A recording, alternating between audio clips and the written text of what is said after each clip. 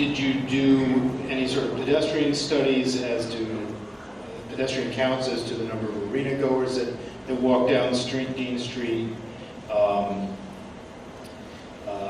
do you justify what the questioner states will be approximately a 3.5 foot wide sidewalk? And how do you do that in given the volume of traffic? I think that's the gist of our questions. So they're all approved by DOT, and so they were responsible for, doing the studies and determining that this is appropriate. What's the width of the sidewalk of the full build out of B2? What's the actual width of the sidewalk? When the building's up, the sidewalk will go back to looking as it is today. Yeah, I mean, it'll return, the face of the building is, when you walk down Dean Street today, the blue fence that's there now is at the property line, and it's similarly on Flatbush Avenue as well, the diagonal line. So the sidewalk configuration that you see today is the permanent configuration. I can give you those exact numbers. The MTP moves into those sidewalks, obviously, for construction. But you think 5 feet will be enough to accommodate arena patrons and patrons? 5 feet walking? How is that Yeah. possible? Well, we believe it's possible, and so does DOT, so that's who approves it. Actually, you've seen it ever happen that. Robert, please. Where is the construction staging area? And I think you've already, the second question was, what are the routes to and from there that I believe has been covered? We talked about the routes, and then the staging of the mods is obviously in the Brooklyn Navy Yard. And the staging area of the site will be For the conventional construction, we will use Pacific Street, the better Pacific Street again. We'll come down Pacific Street onto 6th, and then around to Dean Street through Flatbush Avenue. That's how we'll bring the vehicles in for the conventional construction, and we will stage on Pacific Street. The construction staging at the site is merely the area immediately in front. The building occupies the predominant part of the site.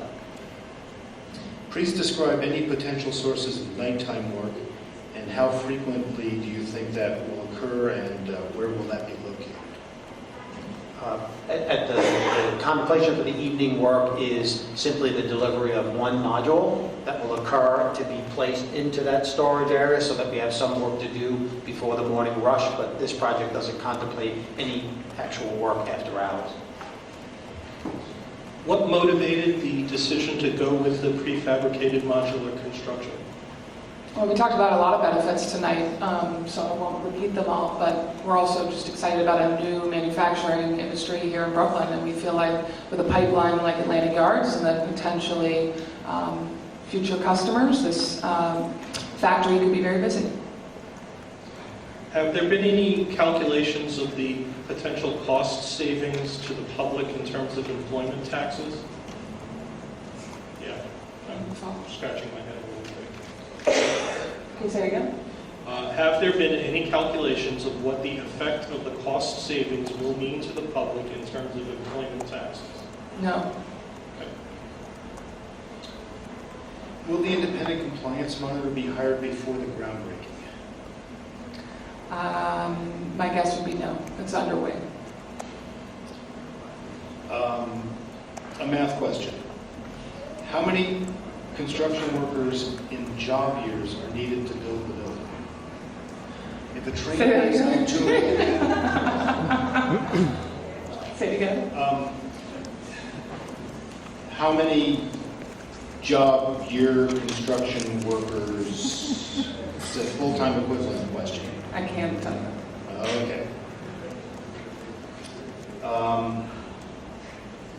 Will there be designated senior citizen housing as part of this building, or is it anticipated as part of future buildings?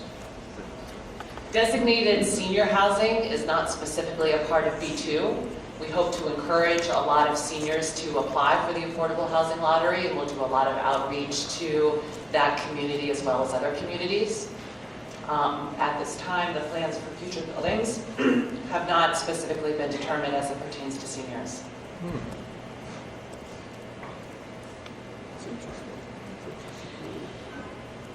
We're starting to get down to the questions that are hard to parse. But this one I think is relatively clear. And it has to do with other community facilities that are needed in a community when housing is constructed, especially large numbers of dwelling units. Schools, medical facilities, hospitals, daycare. What plans have been made for those types of community facilities? So Atlantic Yards in general has, as Melissa said, over 6,000 units of housing, and the project does trigger daycare requirements and a school. So B2, the unit count B2 does not actually trigger any of those requirements, but they will be provided as we continue to build the housing with, as they are triggered, and also when the Department of Education decides that they want to build a school, and we have enough units online to justify it.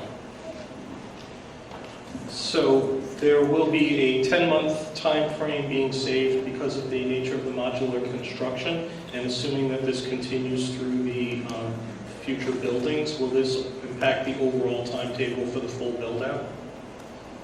And if so, how? I mean, I obviously understand the logic of the question. Melissa talked already about future groundbreakings. I think at that point, that's our schedule, and we'll sort of see how it goes.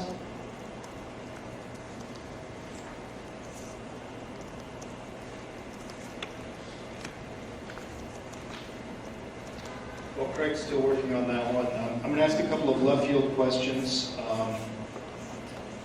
Will there be a new and separate community benefits agreement signed? And will it include any of the signatories to the initial CBA? Ashley's giving me a somewhat dirty look. But No, there's no plans to sign a new CBA. No. These are the questions that don't directly relate to the project that was presented tonight. And what is the status of the supplemental environmental impact statement that was required due to the court case? I think ESDC should answer that. We're still hopeful to get out the draft scope of the SEIS before the end of the year. But this is not relevant to today's discussion, so I would prefer to stay on topic if possible. And as always, feel free to reach out to ESD if you have any additional questions about the SEIS process.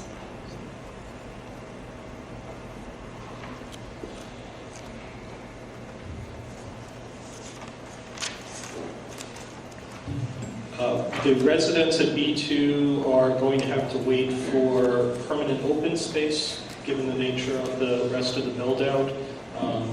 Is there any consideration being given to temporary open space somewhere in the vicinity of the B2 building? Well, right now, as you know, the open space is really in phase 2 of the project, which is east of 6th Avenue. And we have temporary open space on B3, and that's really all the land we have that we can give to open space. And when B3 goes away, that will not be there anymore. It will be a building. So there, other than the temporary plaza on B3 with the bike racks, there is no other open space contemplated.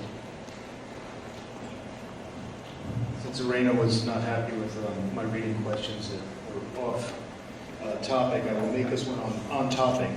Bass from concerts has penetrated buildings a block away. So how will these units be protected from such noise? So we are aware of the music reports that you've talked about, and we are currently studying them, and any solutions that are needed will be applied to the arena. Can you talk a little bit about how the units are soundproofed from each other in the modular design? Sure. So Arup Acoustics, we provided structural, mechanical, electrical, plumbing, all the building services, as well as acoustics and fire and life safety consulting for the project. And the modules actually, because each module has a wall, when you stack two modules next to each other, it's like having a staggered stud wall. And the fireproofing for the modules consists of 2 layers of gypboard rather than just one. So between every apartment, there's actually 2 layers of gyp, a stud wall on one module, and then on the next module over, you have another stud wall with 2 extra layers of gyp. So it's actually like a staggered stud wall with twice as much drywall as you normally have. So it's a very high acoustic rating for the wall construction between adjacent units. And similarly, the floor construction is two separate. You have a roof construction for the module below and the floor construction for the module above. And those have all been calculated to achieve the required SDC ratings.